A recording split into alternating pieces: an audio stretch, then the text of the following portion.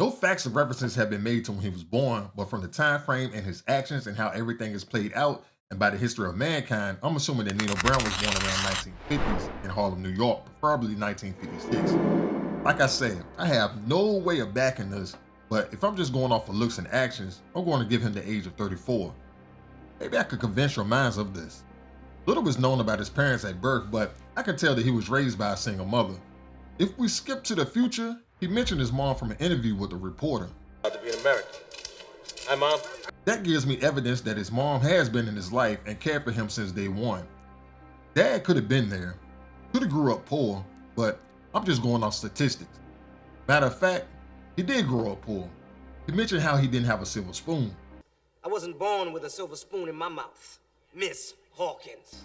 Growing up, he contracted a best friend. His name is Gerald Wells. They both were from the Esplanade Gardens in Upper Manhattan or Harlem. Now, you New York people, make sure I'm geographically correct. This is from his early childhood because as they got older in their double digits, they began playing basketball for the church youth. They played for the Moab Biddy Squad under the head of the church, Reverend Oates. Man, we played for Reverend Oates Moab Biddy Squad? Yeah, I was 11, you was 13.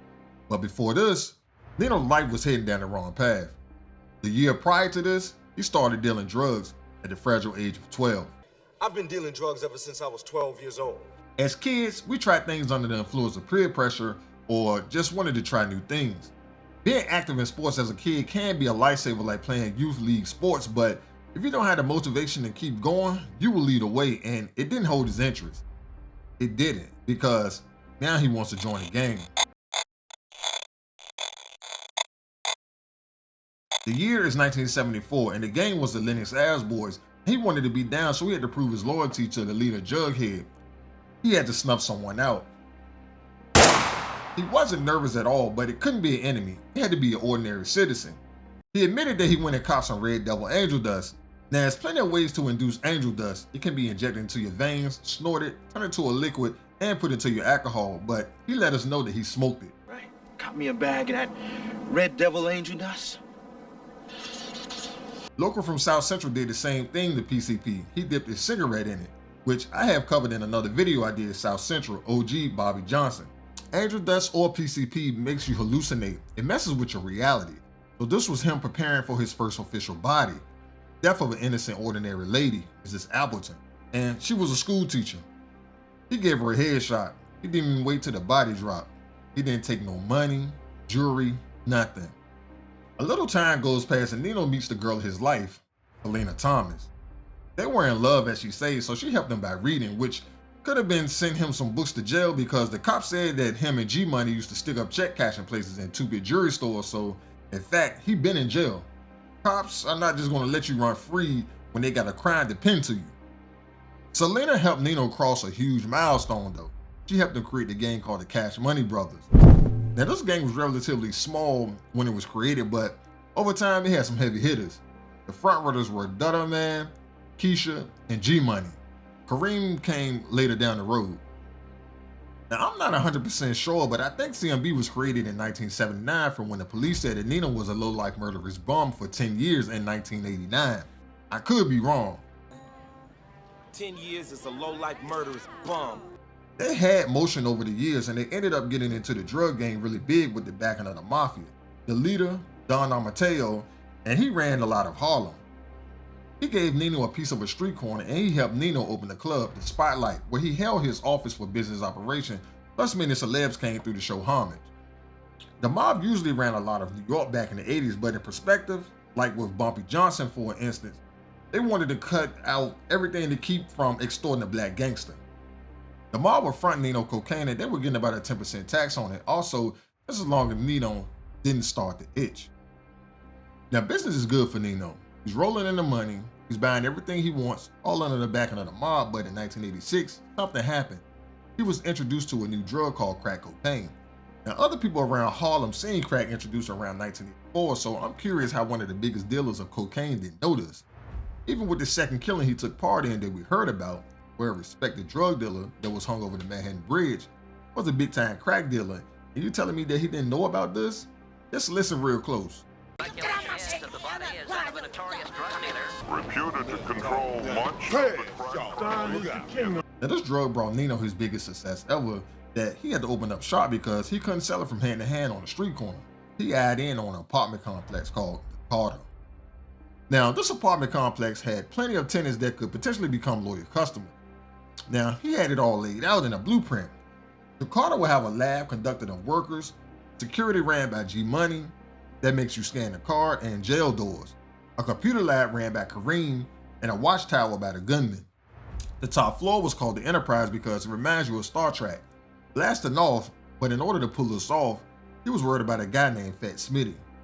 This was the third hit that we heard about, and this led him to taking full control of the Carter after the landlord released the building to him.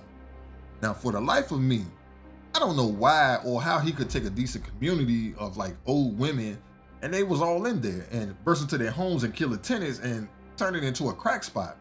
It's a cold world out here, man. But if you thought Nino was big from cocaine, he really was in his bag down. He was a super millionaire, which led up to the year 1989. Nino being into basketball, he brought the whole team new red scooters for taking first place in the basketball tournament. Now, crack is a full-blown risk to society, all thanks to Nino Brown, and the commissioner wants him done. Now, I think I know how this came about for the cops to want to control Nino now. See, there was a rookie NYPD cop in 1988 named Edward Burns, and he was KIA in Atlanta duty. The hit was sent out by gangster Pappy Mason. Now this outraged the POTUS and the vice POTUS that when Bush went on his presidential campaign in 1988, he took Burns' badge with him, leading up to the war on drugs. Even the old tenants wanted Nino gone, so they put a team together to track him down. This team consisted of Scotty Appleton and Nick Peretti. Now, if you don't know what crack does to a person, just listen to Pookie yourself. I was wrong being on that girl, man. This crack shit, man, it's got me, man. I don't got no control over it, man. I try to kick, man. That shit just be calling me, man. Be calling me, man. I just gotta go to it. Need help, man. Nino was a bad guy with good intention. He was cutting out the mob for his own profit, handing drug money to the kids and giving out food drives and turkeys to the people of the community. Or like a modern day Robin Hood, but like this Robin Hood, consequences will follow. Nino switched his plug up on the mob for the Peruvians down on Broadway and 171st Street. Nino is starting to itch, and now the mob will scratch his back. A new year is here. It's 1990. Nino was having a New Year's party, and the mob sent him a complimentary gift that they thought was suitable. A horse jockey with a noose around his neck. Hey yo, for once, I agree with you, Nino. Handle your biz, bro. Now, let's just say the mob didn't win this battle. Now, the mob is public enemy number one, and the cops are about to be number two. The NYPD infiltrates Nino's prize, Carter, with the help of Pookie, and $1 million week business reduced to rubble. Oh, this ain't gonna be pretty. Something that I noticed is that there's a lot of foreshadowing in life, and I'm gonna get to that in a few. Someone had to pay for the mishap to let Pookie infiltrate. Well, Pookie did.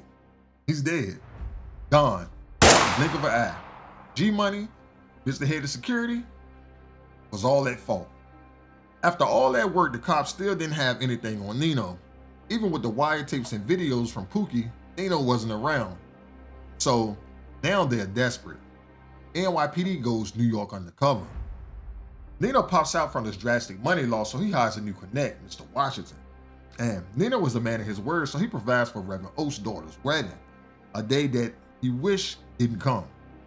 At the wedding, after the ceremony, CMB were on their way from the venue when an all-white catering crew at an all-black function ended up being a mob to another place, resulting in killing one of the main members of the CMB, Keisha.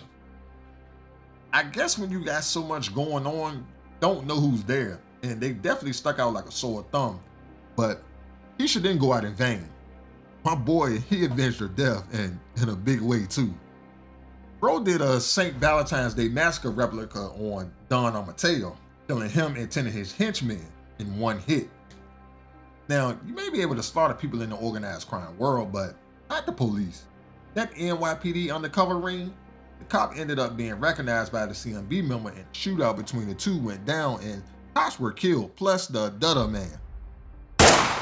Nino was on the run and he blames his number one man of all time, G Money. Now, it takes a lot of hot to look at your A1 man over money and pull the trigger. G Money, no more. Now, all Nino power is gone. He is laying low in some apartments with a handful of security around him, so the NYPD infiltrates and arrests Nino. Roughed him up pretty good, too. Nino is now in jail and his trial date is here. I want to note that I don't know why RICO charges weren't brought up against CMB. They know it was organized crime. You got killings, money laundering from the floppy disk, drug dealing, arson, everything a RICO can ask for. But nevertheless, Nino went down, but not without a fight. He told on his whole organization. He was willing to send everyone to jail with him, reducing his sentence to 3 years to life, possibility of parole after 12 months. On that day while leaving the courtroom, the old man that wanted him gone earlier pulled a gun on Nino while repeating, "Idolater, your soul is required in hell!" pulling the trigger and shooting him in the chest. Nino is dead and now. Now, I just want to make a few notes here. When Nino died, he died similar to Scarface, falling over a balcony, or Scotty looking at his body drop as in revenge for Nino not looking at his mom's body drop when he killed her. Now, Nino told G-Money that nothing will ever come between the two of them. Damn, woman. Nino was also calling out G-Money for making money behind his back in 1986, and G-Money did the same thing with Mr. Washington. Now, CMB will kill you in a heartbeat. Old man almost killed Nino the first time, but succeeded the second time. Now, it's a lot going on here, but I hope you enjoyed the video, and if you see anything wrong, please let me know below. Peace.